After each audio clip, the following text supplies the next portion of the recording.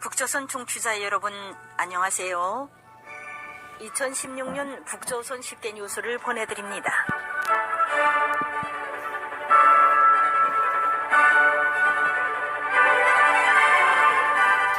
(2016년) 북조선 10대 뉴스 1. 북한의 4차, 5차 핵실험. 북한은 2016년 1월 6일 김정은의 명령으로 추진한 수소폭탄 실험이 성공했다고 주장했습니다. 이 핵실험에 북한은 미국은 물론 중국에도 사전 통보조차 하지 않았습니다. 그것은 북한이 세계의 관심을 끌기 위한 단순한 협박일 수도 있겠지만 김정은이 수소폭탄도 반드시 개발하겠다는 단호한 대내외적인 의지의 표시일 가능성도 높습니다.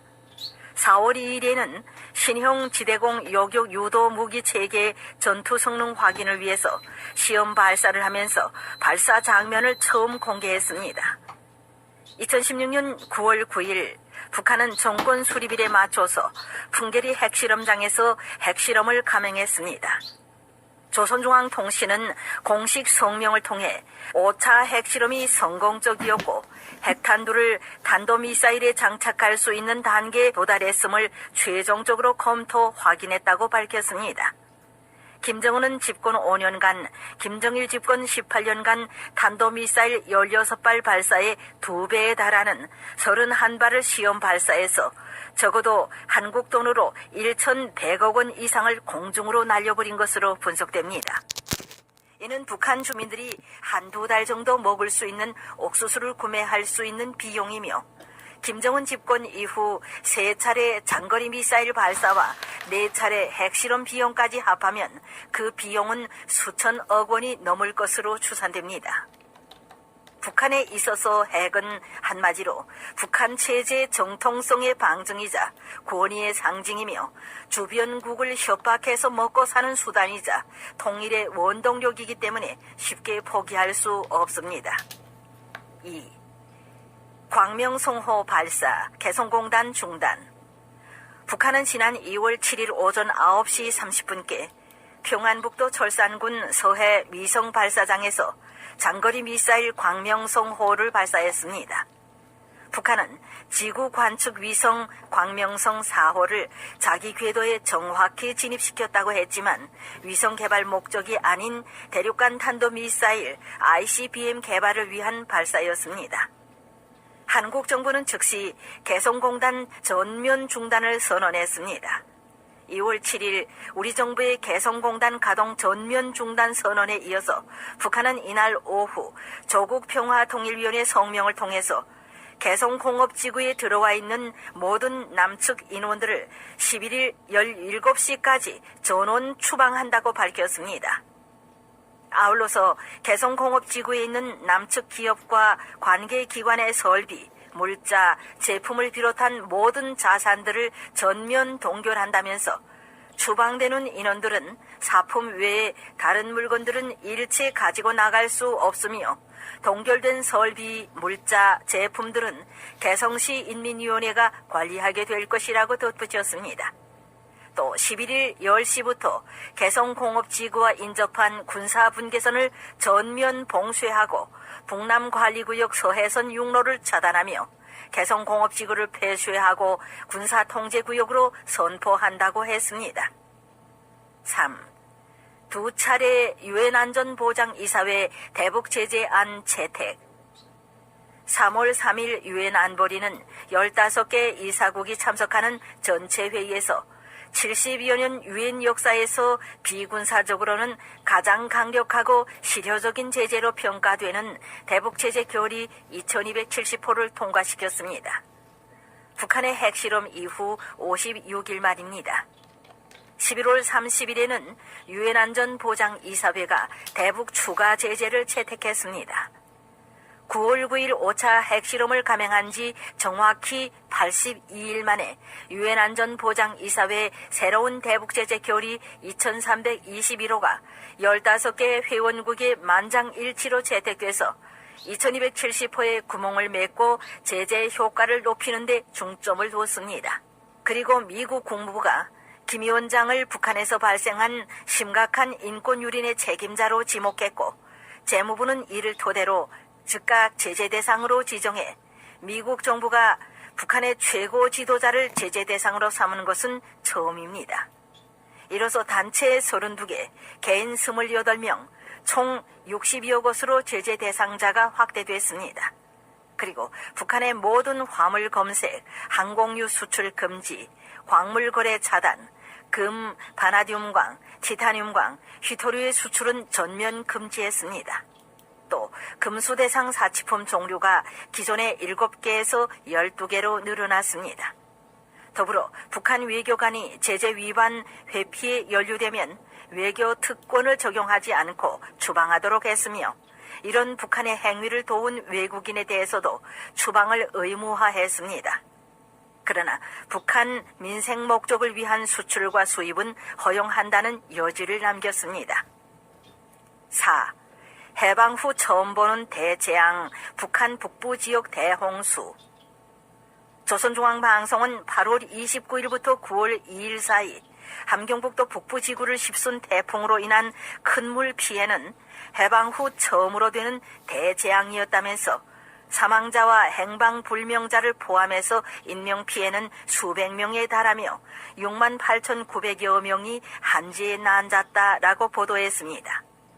주민 35,500여 가구 이상이 홍수 피해를 입었고 이 가운데서 69%의 가옥이 완전히 무너졌으며 공공건물 8,700채도 부서졌다고 전했습니다.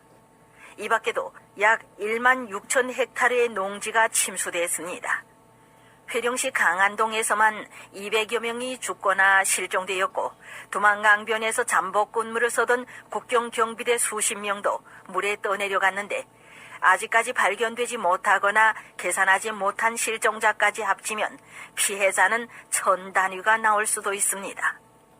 북한은 폭우로 댐이 무너지게 되자 난림식 공사로 안전을 보장할 수 없었던 백두산 청년 저수지, 서두수 저수지가 31일 새벽에 어떠한 통보도 없이 강물을 방류해버렸습니다.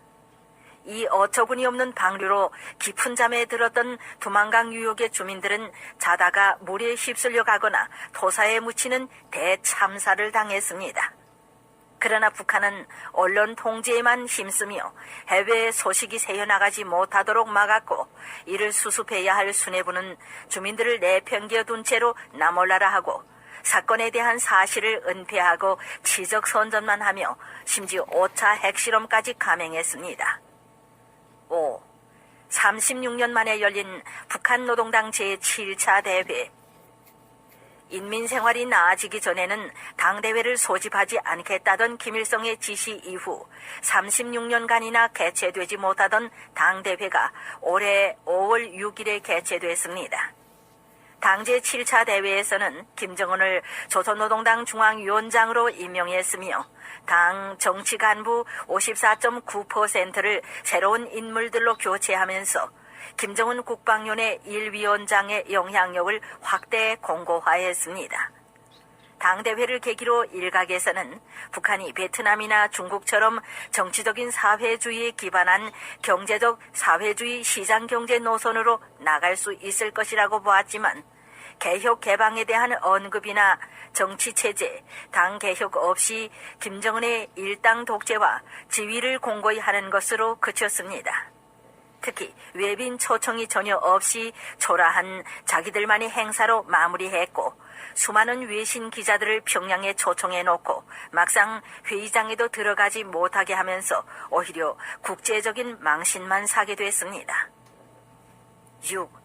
70일 전투에 이어 치러진 200일 전투.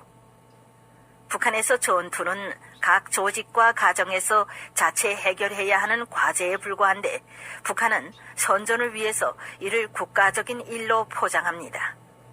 당대회를 계기로 70일 전투를 선포해서 이미 지칠 대로 지쳐버린 북한 주민들에게 북한 당국은 속도전 운동인 200일 전투를 연속 선포했습니다. 게다가 200일 전투 첫 시작부터 북한은 말리마 속도를 강조하며 주민들을 다그쳤는데 하루에 1마일리를 달린다는 말이라는 뜻의 말리마 속도는 김정은이 김일성 시대 천리마 운동을 벤치마킹해서 내놓은 새로운 속도전 구호입니다. 북한 주민들은 이에 따라 거의 1년 내내 전투에 내몰린 역사에 유례없는 해를 보냈습니다. 7. 서해에 이어 동해 어업권까지 중국에 팔아. 북한이 서해에 이어서 동해 북방 한계선 NLL 인근의 조업권도 중국에 판매한 것으로 드러났습니다.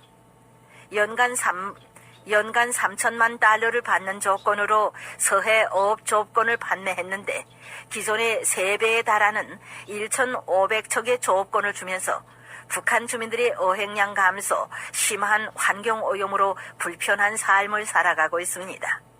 게다가 서해에 이어서 동해 북방 한계선 NLL 북쪽 해상의 조업권을 판매한 것으로 분석됐습니다.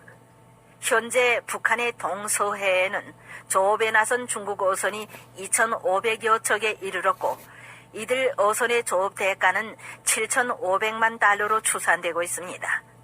어획량이 줄고 어민들의 생계가 위태롭게 되자 수산사업소 간, 군부대 간, 민간인들 간의 어선을 습격하고 강도 행각, 폭력적으로 물고기와 배의 연유까지 강탈하는 해적 행위가 계속되고 있습니다.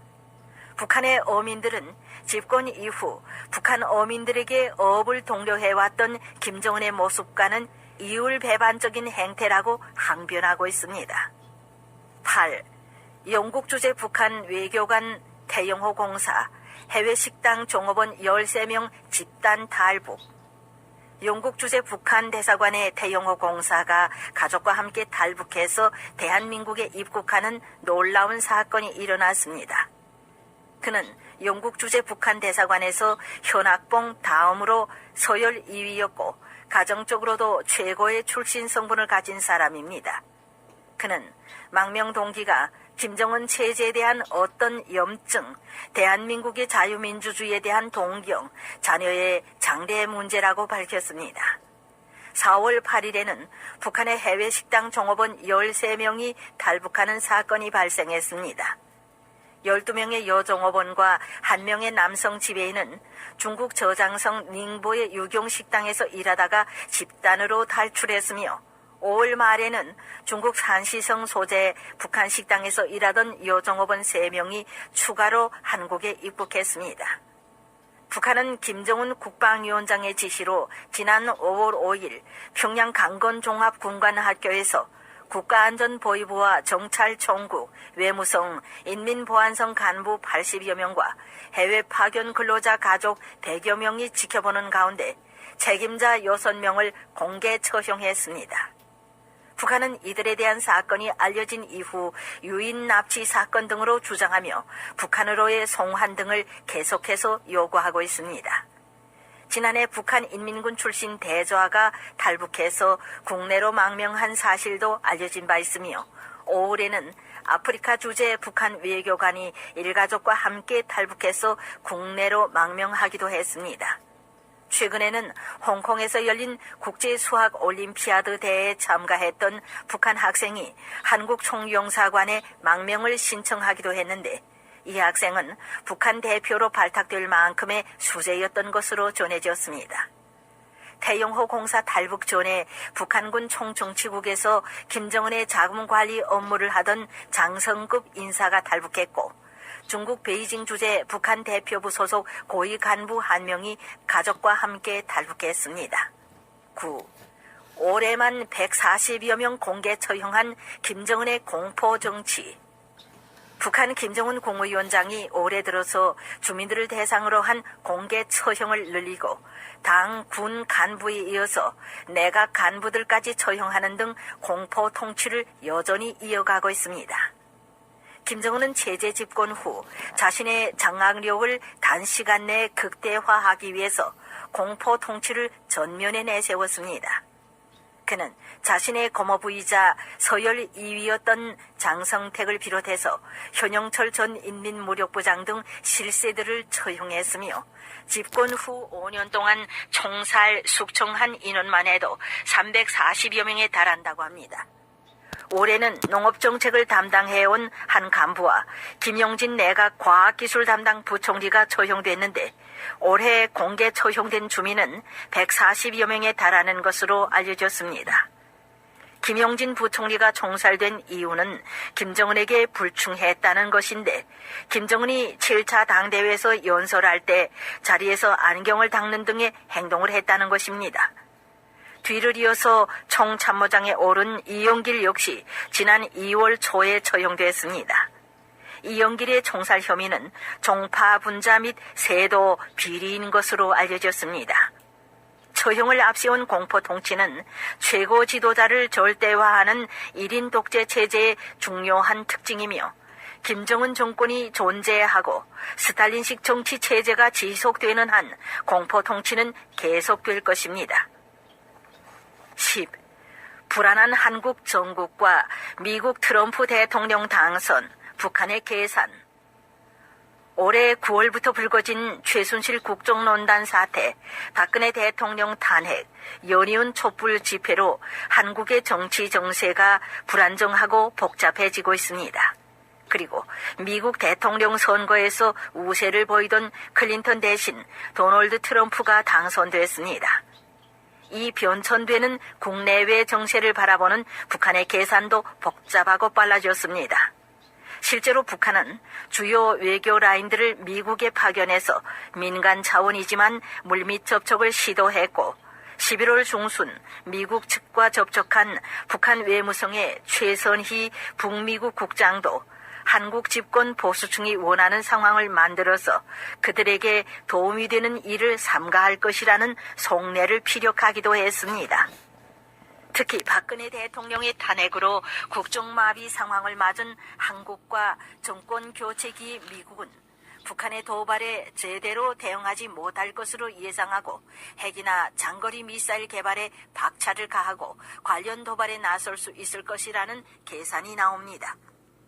보수적인 성향의 여당보다는 진보 성향의 야당 쪽에서 자기 정권을 장악할 가능성이 크다는 전망도 나오고 있는 조건에서 과거 김대중 대통령과 부시 미국 대통령 때처럼 대북 정책을 놓고 한미 간에 갈등이 생기고 한미 동맹 관계가 약화될 가능성도 적지 않아 북남, 북미 관계에 대처하는 북한의 타산도 빨라지고 있습니다.